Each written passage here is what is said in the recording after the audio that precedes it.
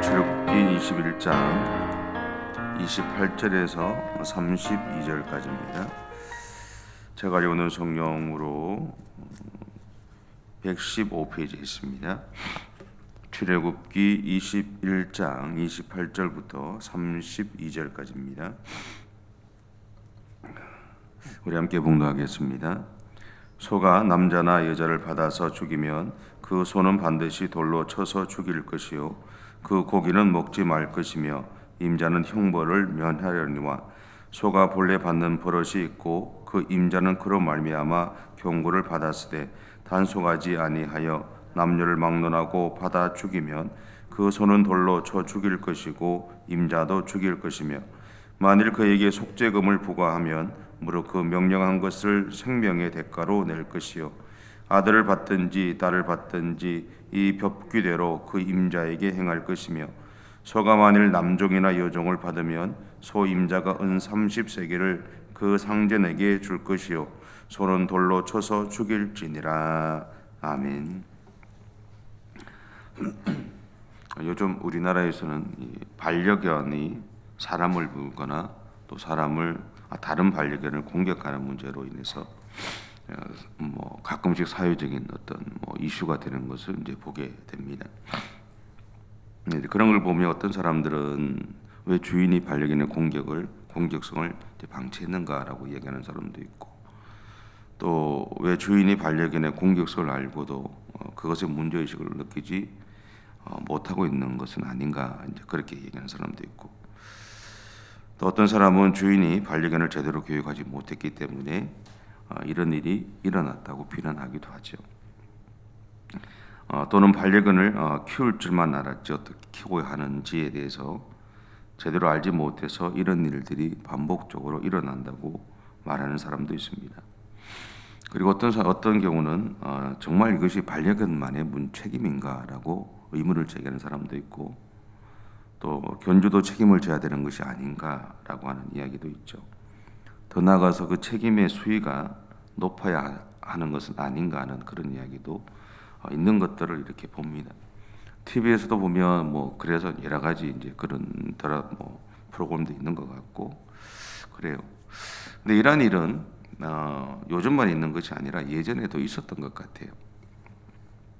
그래서 오늘 이야기는 서로 대변되는 이 짐승이 사람을 해롭게 했을 때 어떻게 할 것인가에 대해서 말하고 있습니다.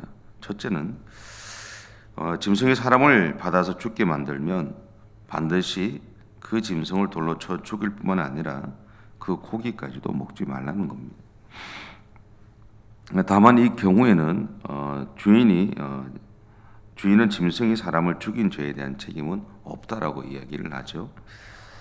그러니까 하나님이 이렇게 말씀하신 이유는 짐승이라고 해도 자신의 생명을 해친 것에 대한 책임을 다시 말하면 그 값을 짐승 자체가 지불해야 하기 때문이다라는 겁니다. 그러니까 왜냐하면 하나님이 세상을 창조하시면서 이루고자 하신 모습은 사람은 짐승을 관리하고 짐승은 사람의 관리하에서 함께 어우러져 살아가는 것, 그 모습을 하나님이 원하셨기 때문에 그렇습니다. 그리고 성경에서 동물에게까지 이렇게 엄격한 기준을 제시하는 이유가 뭘까를 한번 생각해 보니까 그것은 아마도 동물도 하나님의 율법 아래에 있음을 보여주기 위함이 아니었을까라는 생각을 하게 되었습니다. 그럼에도 이 하나님의 이 판단 기준에 대한 이러한 판단 기준에 대해서 어떤 사람은 너무나 가혹한 것이 아닌가라고 의문을 제기할 수도 있겠죠. 굳이 짐승에게까지 그렇게 해야 되느냐라고 생각할 수도 있습니다. 근데 그 이유에 대해서 잘 알지는 못하겠어요. 잘 모르겠어요. 하나님의 마음을 어느 정도까지인지는 모르지만, 근데 분명한 것은 짐승도 하나님의 율법 안에, 하나님의 관리 안에, 하나님 손 안에 있다는 것은 분명하죠. 그러다가 이제 싱가포르의 이야기를 들었던 것이 생각이 났는데, 싱가포르의 경우를 보면 도둑질을 하면 이 도둑질한 손목을 잘라버린다 그러죠. 예전에 들었던 이야기입니다. 그런데 그러다가 이제 찾아보니까 2024년에 그 여대생을 이 성폭행한 사람에게 징역 17년 6개월과 퇴형 20대를 선고했다 그래요. 그리고 작년에는 마약과 살인죄로 17명을 이제 사형을 했다 그럽니다. 그리고 이제 사기범의 경우는 보통 6대에서 24대의 퇴형을 의무적으로 집행한다고 그렇게 얘기하더라고요. 그러니까 퇴형을 받고 나면 여기가 이제 이 엉덩이에 맞는 거잖아요. 이게 뭐 피가 다 터져버린대요. 근데 더구나 이제 싱가포르 여행을 갔다 온 사람들이 이야기를 들어보면 우리는 깨끗하다고 하지만 그래도 솔직히 새벽에 나가 보면 새벽에 움직여 보면 쓰레기들이 많잖아요. 쓰레기 많아요 사실은. 근데 싱가포르를 가보면 바닥에 침도 뱉지 않았고 뭐 쓰레기도 투척되지 않는다 그래요. 왜 그러냐 하면 법이 엄격해요. 벌금이 세요. 알아보니까 이렇대요. 쓰레기를 못 버리면 초범인 경우는 300불을 낸답니다. 그럼 우리나라 돈은 얼마예요? 지금 현재 그게 45만 원이잖아요. 근데 이것을 반복적으로 하면 500불 이상을 낸답니다. 그리고 뭐 대중교통에서 음식을 먹거나 흡연을 하면 최대 500불까지 이렇게 벌금을 내야 된대요. 그러니까 어떻게 보면 수없이 강력한 벌금이 그들의 행동들을 제약해 왔다라는 그런 의미가 그 안에 있겠죠. 근데 어쨌든 세상은 그렇게 하지만 하나님 또한 나름대로 하나님의 이 창조의 세계가 하나님의 뜻에 합당하게 살아가도록 어쩌면 좀 강력한 그런 일들을 행하고 계시는 것이 아닌가, 그런 기준을 제시하는 것이 아닌가라는 생각을 하게 됩니다. 본문에서 보면 사람을 들이받아 죽인 소의 고기를 먹지 말라고 합니다. 근데 그 이유가 뭘까라는 거죠. 그 이유는 유대인들은 돌에 맞아 죽으면 그 짐승이 피 흘린 죄를 범했다고 생각한다고 그래요. 다시 말하면 이스라엘 공동체는 그 짐승이 저주받은 동물이라고 이해를 했답니다. 그리고 저주받은 동물은 식용으로 사용하면 안 된다라는 거죠. 왜냐하면 저주받은 동물을 내가 건드리면 나 또한 죄를 짓는 것이기 때문에 그것을 먹으면 안 된다라는 의미가 있죠.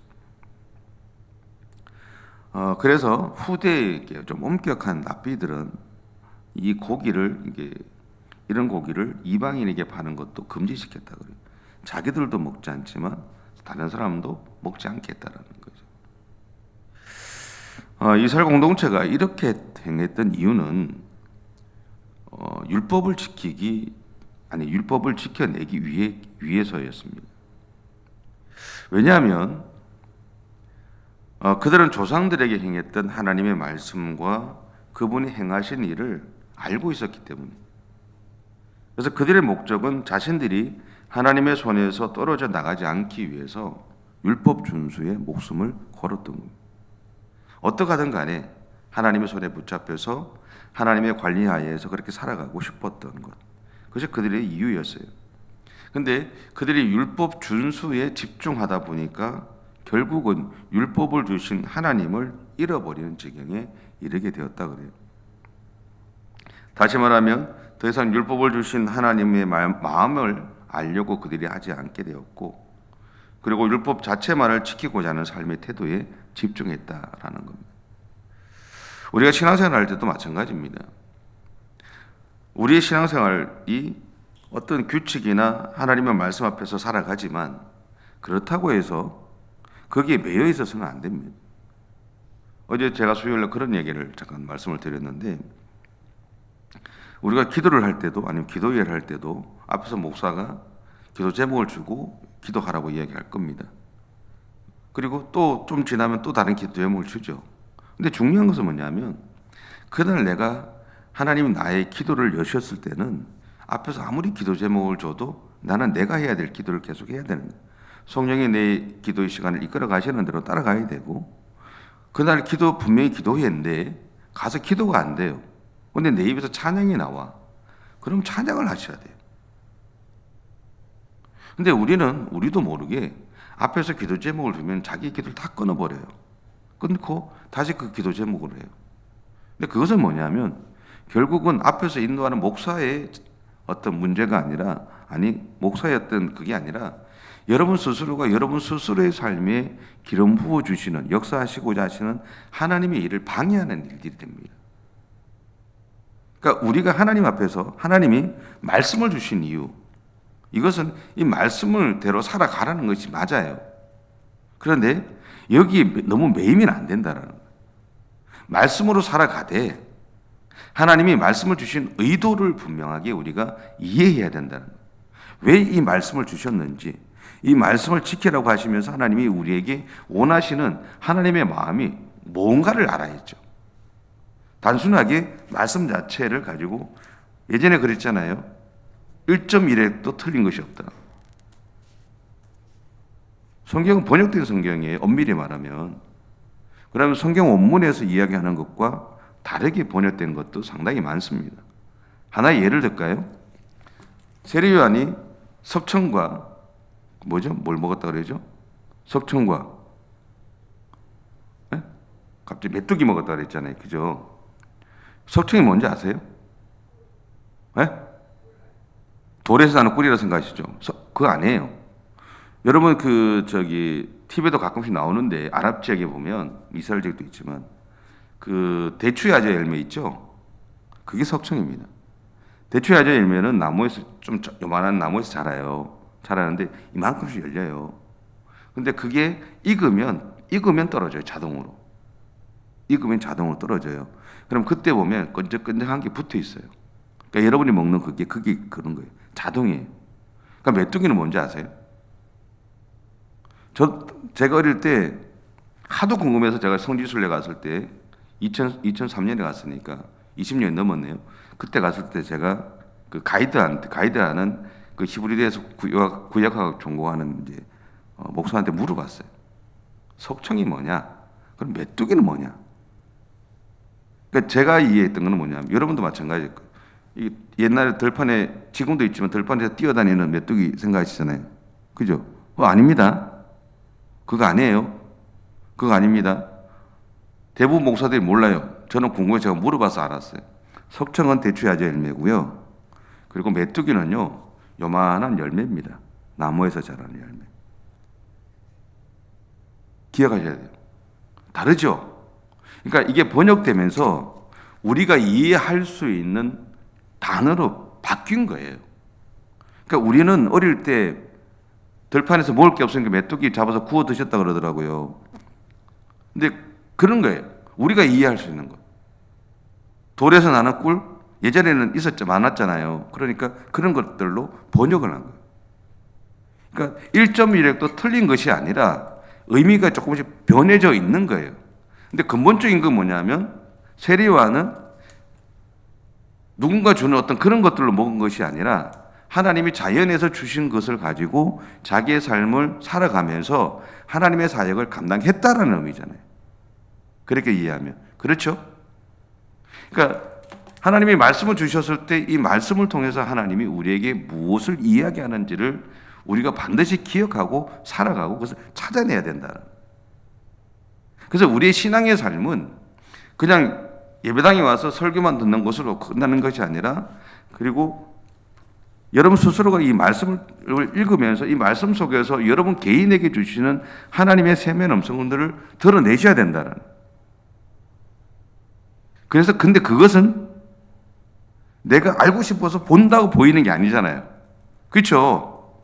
안다고 보고 싶다고 보여지는 게 아니에요. 그거는 여러분 안에 내재신, 어제도 말씀드렸지만 여러분 안에 내재 계신 성령님이 보여주셔야 되는 거예요. 깨닫게 해주셔야 되는 거예요. 그러면 나는 어떻게 돼 있어야 돼요? 내 안에서 역사하시는 성령님이 내 삶에서 일하시도록 내가 나 스스로를 그분을 향해서 열어둬야 되겠죠. 그것만 우리가 하면 되는 겁니다. 그래서 제가 어제 그런 의미로 어제 말씀드렸던 거예요. 어제 수요일에도 기도하실 때 기도하는 시간인데 기도가 안 되고 찬양이 되면 찬양을 하시라고. 찬양을 하는 시간인데 기도가 되면 기도하시라고. 그날 성령께서 여러분의 삶 가운데 일하시는 것을 내가 느끼기 시작하셔야 되고, 그렇게 따라가는 일들이 우리 가운데서 일어나야 된다.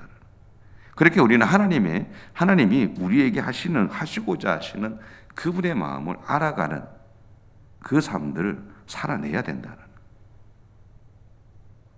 그것이 하나님과 친밀함을 유지하는 방법이잖아요. 그렇게 되면 즐겁지 않겠어요? 지금보다 좀 더 즐거우실 것 같아요. 성경이 말씀이 달다고 얘기하는 그런 거잖아요. 하나님 은혜가 달다고 얘기하는 그런 거예요.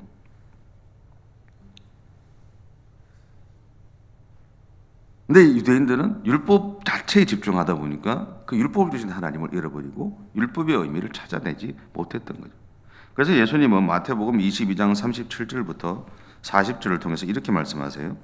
예수께서 이르시되 네 마음을 다하고 목숨을 다하고 뜻을 다하여 주 너의 하나님을 사랑하라 하셨으니 이것이 크고 첫째 되는 계명이요 둘째도 그와 같으니 내 이웃을 내 자신같이 사랑하라 하셨으니 이 두 계명이 온 율법과 선지자의 강령이니라.